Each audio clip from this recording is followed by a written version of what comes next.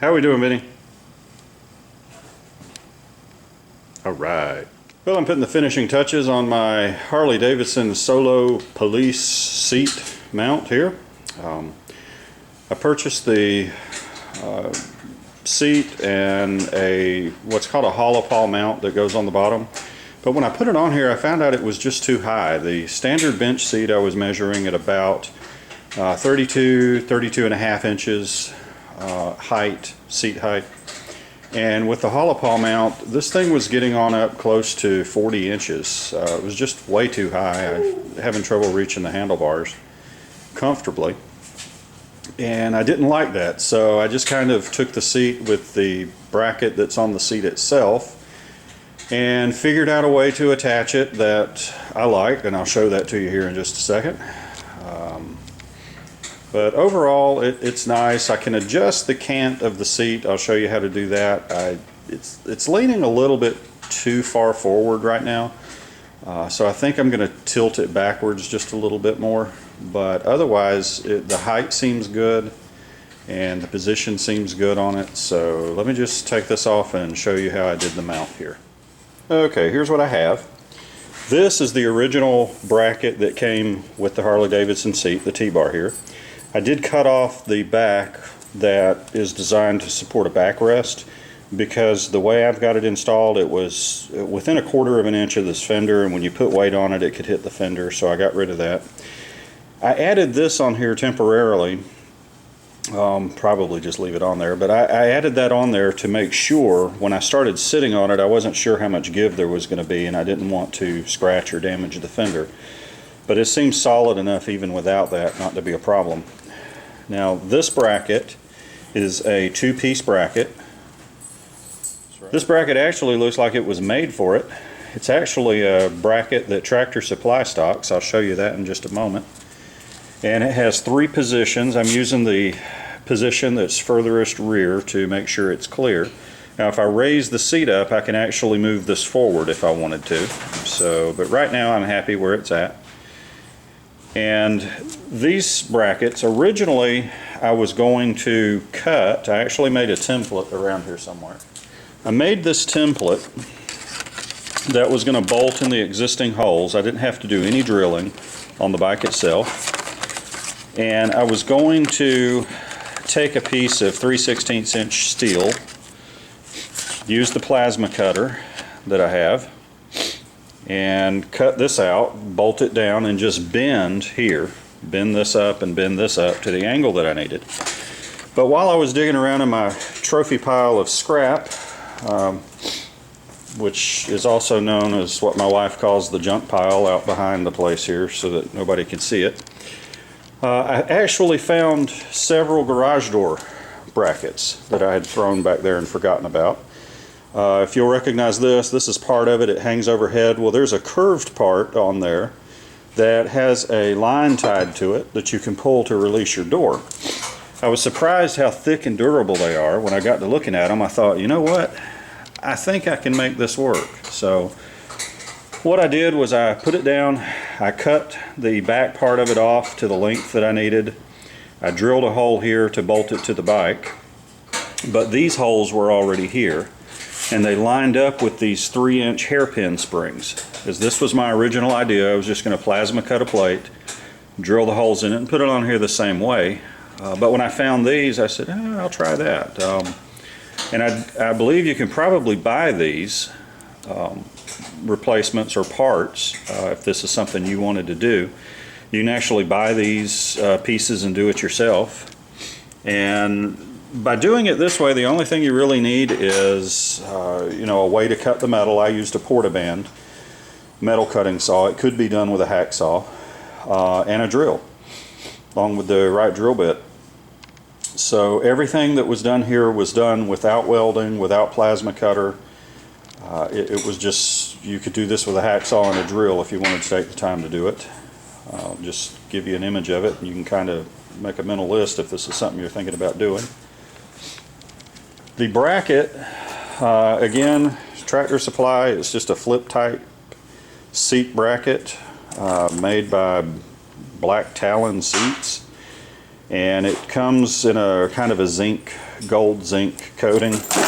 I'll just throw that on the floor so I know where it is. It's designed to put on tractor seats, that type of thing, but it worked perfect for this. And I did paint it black. I didn't want to look at the zinc. This bolt, I did go with a grade 8 bolt here for the strength, since it's taking all the pressure and the kind of the pivot point. Just wanted it to be as strong as possible. I haven't put the lock nut on it yet. I went with all nylon lock nuts everywhere to make sure that nothing vibrates free. And I'm finishing up the spring connect here. I'm about to take this off and put the bolts on the way that I want them. I tried it on top first and it felt a little higher than I wanted it, so I hung it on the bottom, and I like that a little better height wise. And if I need to raise the front of the seat, I could actually, instead of having to mess with this, I can actually put a pipe here. I could actually, just put a 1/2 inch pipe or several washers with a longer bolt, raise the front of the seat a 1/2 inch, an inch, whatever I want it. Or I could take these brackets off and put spacers between the bracket and the frame and use longer bolts here. That wouldn't be a problem. The only issue that I ran into was this space here. There was space under here when I put the bracket up, and it looked like this would just pop on. And what I found was the side piece, it will go on, but it takes more force here. You have to pull it down and push it to twist it on. It does fit. But if I had it to do over again, I might decide to bend it here instead of here to give this just a little bit more room. I do have an option. If I want to increase the height of this, I can add a spacer here, but I've got to make sure it's a big enough spacer that it still tightens down and gives it plenty of support. Otherwise it'll just be teetering. If I just put a washer here, all the pressure would be concentrated here. I'd really need to go with a very large washer or a spacer that came out to here. Okay, I modified the little rubber bumper a little bit so the seat sits flat, but otherwise I'm just going to leave that on there.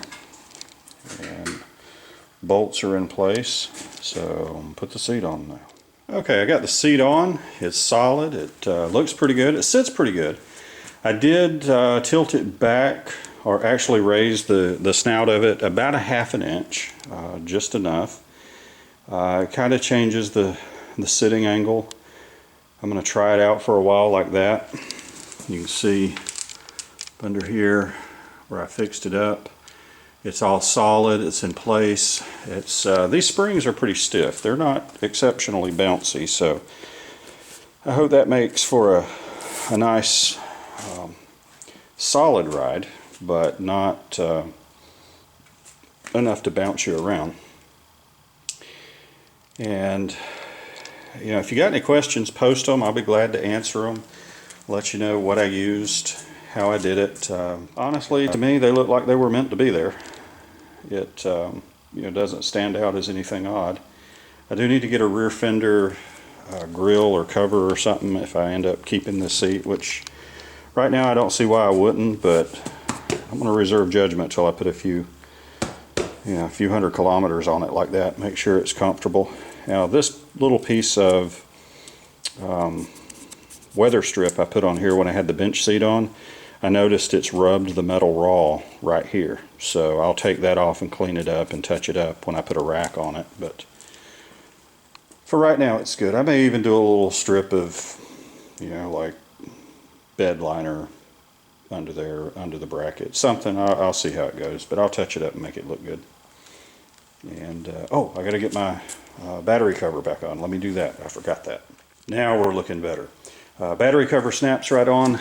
I noticed when I measured that apparently when I put the bend in this bracket, I was just a little bit off, and it was lower by about 1/8 of an inch. I measured from the frame here up to the seat T-bar here. And on the right side I was getting 3 7/8 of an inch, and on the left side I was getting 3 3/4, maybe a tad less than that.